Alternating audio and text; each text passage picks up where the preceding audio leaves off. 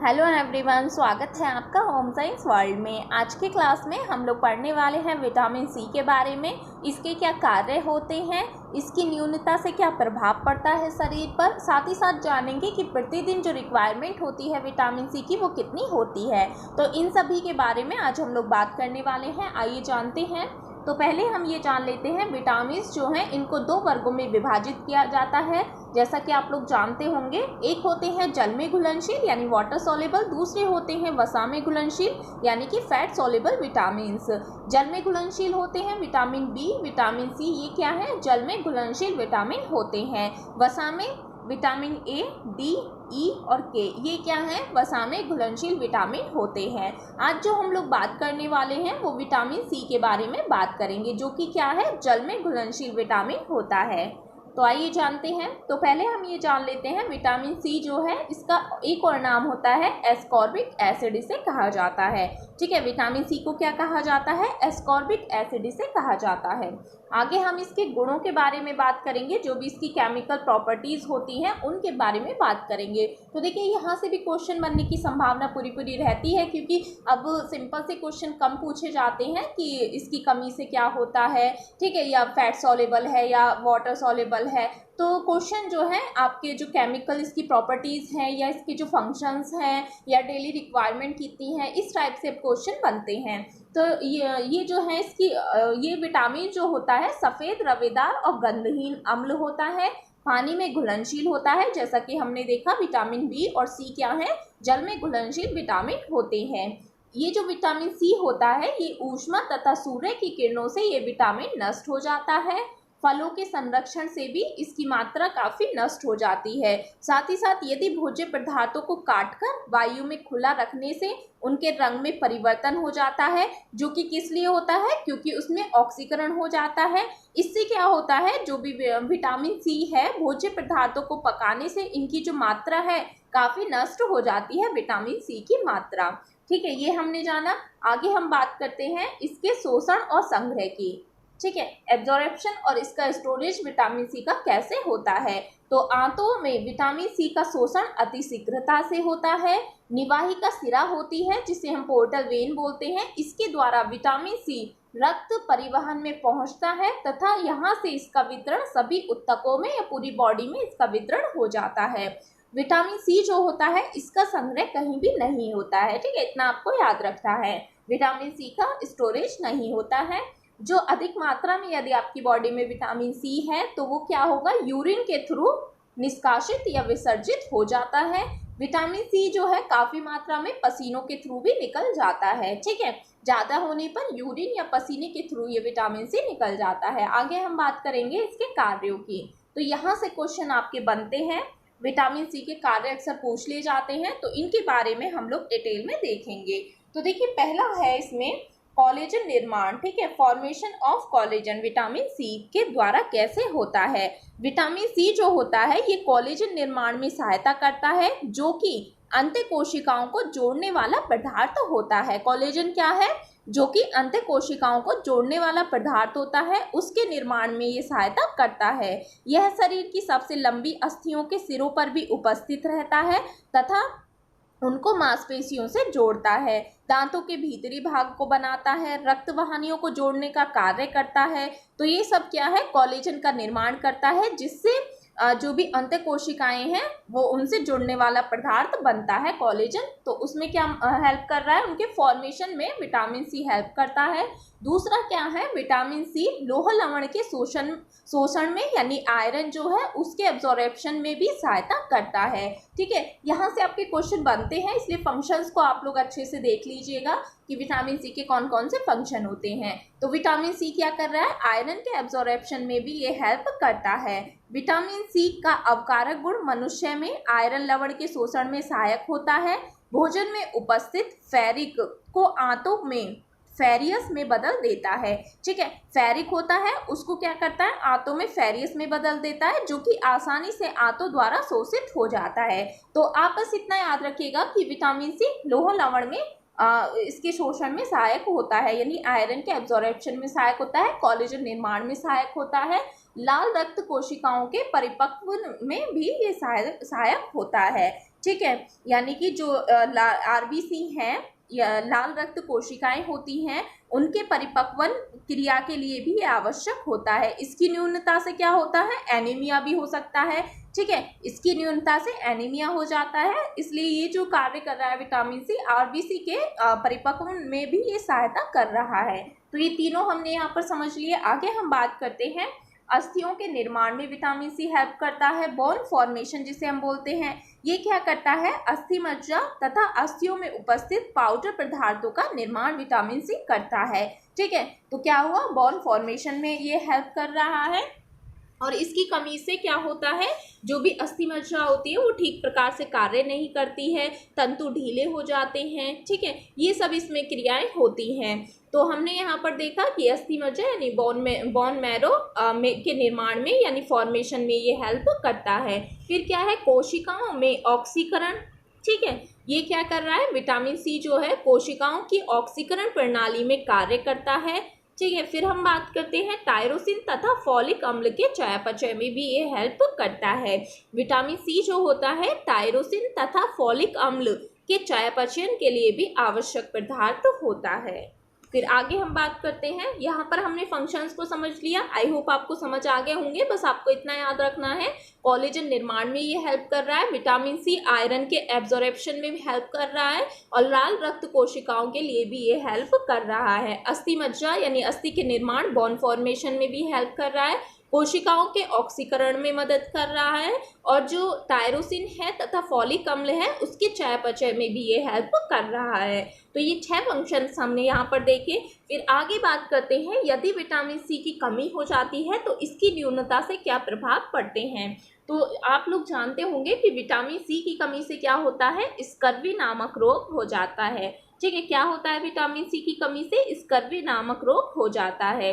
अब स्कर्वी को यहाँ पर 2 तरीके से डिवाइड किया है, एक तो जो एडल्ट को होता है, दूसरा जो बच्चों को होता है। ठीक है, स्कर्वी बड़ों को भी होता है, बच्चों को भी होता है। तो यहाँ पर जो इनके सिम्टम्स हैं यानी कि जो लक्षण हैं, वो जो लक्षण होते हैं वो अलग अलग प्रकार से होते हैं। बड़ों में लक्षण अलग देखने को मिलेंगे और बच्चों में जो लक्षण हैं यानी सिम्टम्स हैं वो अलग तरीके के देखने को मिलते हैं। तो उन्हीं की यहाँ पर हम लोग बात करेंगे। तो आइए जानते हैं। तो देखिए, जो बड़े लोग हैं यानी वयस्क हैं, उनमें यदि स्कर्वी हो जाए, स्कर्वी क्यों हो रहा है, क्योंकि विटामिन सी की कमी हो रही है।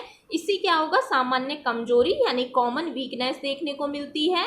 सर्वप्रथम क्या होता है, शरीर कमजोर होता जाता है, थकावट जल्दी महसूस होने लगती है, तथा जो शरीर है वो चमकहीन होने लगता है। इतनी जो फेस है हमारा उस पर चमक नहीं रहती है, सांस लेने में तकलीफ हो सकती है, और जो भी अस्थियां, जोड़े हैं, जोड़ यानी जॉइंट्स हैं और मांसपेशियां हैं, उनमें दर्द होने लगता है।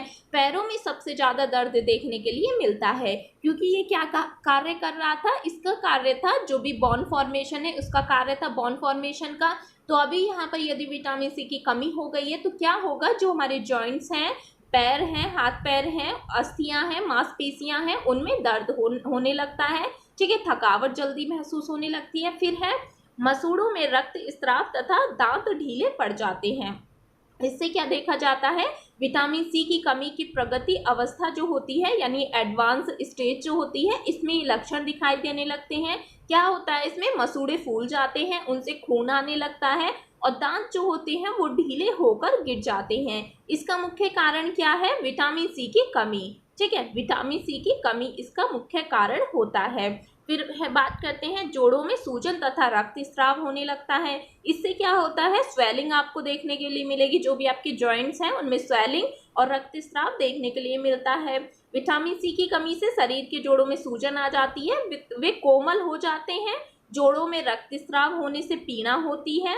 ठीक है, तो इसमें क्या होता है, रक्त स्रावित होकर एकत्रित होने लगता है, जिससे क्या होगा, त्वचा पर नीले काले चकत्ते भी पड़ जाते हैं। ठीक है, जो ब्लड है वो क्या होगा, इकट्ठा होने लगता है, जिसके कारण आपको नीले काले धब्बे दिखाई देने लगते हैं। ये सब किस कारण हो रहा है, विटामिन सी की कमी के कारण ये सब होता है।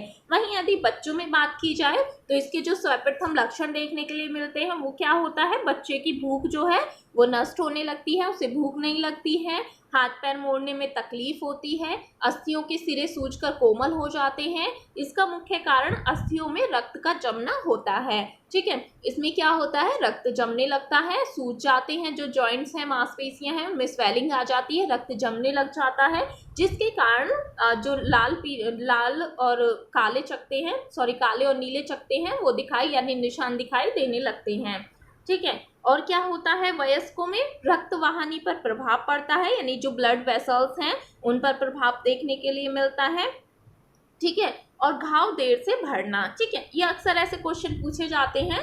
यहाँ पर आपको ये जो इनके मैं सिम्टम्स आपको बता रही हूँ, जो लक्षण है, ये इनको आपको ध्यान रखना है। घाव देर से इसमें भरता है, विटामिन सी की कमी होने से घाव देर से भरता है। विटामिन सी कोलेजन का निर्माण करता है। कोलेजन क्या कार्य करता है, कोशिकाओं को जोड़ने का कार्य ये करता है। घाव भरने के लिए जोड़ने वाले उत्तकों की अधिक आवश्यकता होती है, इसलिए क्या होता है, घाव जो है वो देर से भरते हैं। यदि आपको चोट लग जाए और विटामिन सी की कमी है तो क्या होगा, कोलेजन निर्माण नहीं होगा। कोलेजन क्या कार्य करता है, तो ये कोशिकाओं को जोड़ने का कार्य करता है। अब ऐसे में यदि विटामिन सी की कमी है तो क्या होगा, जो घाव भरने के लिए जो जोड़ने वाले उत्तक हैं उनकी अधिक आवश्यकता होगी। लेकिन यदि विटामिन सी की कमी है तो ऐसा हो पाना थोड़ा मुश्किल होता है, तो इससे क्या होता है, घाव देर से भरते हैं। ठीक है, इतना आपको याद रखना है। बच्चों में क्या होता है, त्वचा पर चकत्ते पड़ जाते हैं। दांत निकलने के समय क्या होता है, उनके मसूड़े सूज जाते हैं और उन पर नीले काले चकत्ते यानी कि निशान पड़ जाते हैं। तो ये हमने बात की थी, इसके जो भी लक्षण थे, तो ये आप याद रखिएगा। देखिए, इसमें जो महत्वपूर्ण बातें हैं वो क्या है, एक तो आपको याद रखना है विटामिन सी को एस्कॉर्बिक एसिड कहा जाता है, इतना आपको याद रखना है। दूसरा, ये वाटर सॉल्युबल होता है, ऊष्मा तथा सूर्य की किरणों से ये नष्ट हो जाता है। ये सब चीज़ों को आपको याद रखना है। इसका संग्रह तथा इसका शोषण कैसे होता है। फिर आपको याद रखना है इसके जो कार्य हैं। यहाँ से देखिए, ऐसे क्वेश्चन यूजीसी नेट में अक्सर पूछ लिए जाते हैं ऑप्शन में, तो आपको याद रखना है विटामिन सी के कार्य कौन कौन से हैं। यदि आपको कार्य याद रहेंगे तो लक्षण भी आप इजीली बता पाएंगे। ठीक है, लक्षण इसमें देख लीजिएगा, वयस्कों में और बच्चों में किस तरीके से जो लक्षण है वो प्रकट होने लगते हैं। ठीक है, फिर हम बात करते हैं विटामिन सी की यदि कमी हो जाए या विटामिन सी की यदि हमें प्राप्ति करनी है तो उसके साधन यानी सोर्स कौन से होते हैं। तो ताजे फल तथा सब्जियों में विटामिन सी की अधिक मात्रा पाई जाती है। ठीक है, जो भी ताजे फल सब्जियां हैं उनमें विटामिन सी की अधिक मात्रा पाई जाती है। आंवला तथा अमरूद में विटामिन सी का सबसे उत्तम साधन होता है। अक्सर क्वेश्चन पूछा जाता है विटामिन सी किसमें ज़्यादा होता है, तो आपको बताना है आंवला में विटामिन सी जो है वो सर्वाधिक होता है। यदि और भी हो विटामिन सी के कंपैरिजन आपको दे दिया जाए, संतरा हो गया, ठीक है, नींबू हो गया, तो आपको बताना है आंवला में सबसे अधिक विटामिन सी होता है, आंवला और अमरूद में। हरी पत्ते वाली सब्जियों में विटामिन सी की अधिकता होती है। खट्टे फल यानी सिट्रस फ्रूट्स जो होते हैं उनमें अच्छी मात्रा में विटामिन सी उपस्थित होता है, जैसे कि आपका संतरा हो गया, मौसमी हो गया, आंवला वगैरह, इन सब में क्या है, ये खट्टे होते हैं, इनमें विटामिन सी की अधिक मात्रा उपस्थित होती है। अनाजों में और दालों में इसकी कमी होती है। ठीक है, विटामिन सी इनमें कम होता है। मिल्क में भी विटामिन सी कम होता है, परंतु यदि इनको ये जो दाल है, अनाज है, इनको यदि अंकुरित कर दिया जाए तो इनमें विटामिन सी की मात्रा बढ़ जाती है। अंकुरित करने से क्या होता है, क्योंकि इनमें क्या होता है, पानी की मात्रा भी बढ़ जाती है, क्योंकि ये वाटर सॉल्युबल होते हैं, तो इसमें क्या होता है, विटामिन सी की मात्रा बढ़ जाती है इन्हें अंकुरित करने से। फिर आगे हम बात करते हैं विटामिन सी की प्रतिदिन की जो दैनिक आवश्यकता होती है ये कितनी होती है। यदि यहाँ पे पुरुष की बात की जाए यानी मैन की बात की जाए तो उन्हें 65 mg per day vitamin C की डेली रिक्वायरमेंट होती है। ये ICMR 2020 के अकॉर्डिंग यहाँ पर ये मैंने दिया हुआ है, तो आप देख लीजिएगा। ठीक है, ICMR 2020 के अकॉर्डिंग। और प्रेगनेंसी जो है, प्रेग्नेंट लेडी जो है उसके लिए कितना देना है, तो देखिए सामान्य महिला के लिए 55 दिया जाता है, यदि वह प्रेग्नेंट है तो उसमें +10 कर दिया जाता है। ठीक है, तो ये किसके लिए है, प्रेगनेंसी में ही दिया जाता है। और लैक्टेशन में कितना दिया जाता है, +40 कर दिया जाता है, यानी सामान्य के लिए 55 है और उसमें +40 कर दिया जाता है लैक्टेशन के लिए। ठीक है, और 16 से 18 वर्ग के जो बॉयज़ हैं, लड़के हैं, उनके लिए 57 mg पर डे दिया जाता है। अब बच्चे हैं जो बाल्यावस्था में हैं 1 से 3 के, तो उनको 22 mg पर डे दिया जाता है विटामिन सी। तो यहाँ पर हमने कुछ महत्वपूर्ण बातों के बारे में, टॉपिक के बारे में यहाँ पर बात की। तो जिसमें आपको याद रखना है, इसका नाम है स्कॉर्बिक एसिड, साथ ही साथ इसकी केमिकल प्रॉपर्टीज़ क्या होती हैं, संग्रह शोषण क्या है, इसके फंक्शंस क्या हैं, इनको आप देख लीजिएगा, और इसके इफेक्ट क्या पड़ते हैं, लक्षण क्या होते हैं, और इसके सोर्सेज क्या हैं, और प्रतिदिन कितनी रिक्वायरमेंट इसकी होती है। तो मुझे नहीं लगता इस टॉपिक से अगर विटामिन सी से आपका कोई क्वेश्चन पूछा जाएगा तो इससे बाहर कुछ ऐसा पूछा जाएगा, तो इसको आप देख लीजिएगा। और यदि किसी भी टॉपिक में आपको कोई भी डाउट हुआ करे तो आप कमेंट सेक्शन में लिख दिया करें, वो जब भी हम उसका एमसीक्यू आपको कराया करेंगे तो वहाँ पर उसको क्लियर कर दिया करूँगी मैं, या फिर वहाँ पर उसको सॉल्व कर लेंगे।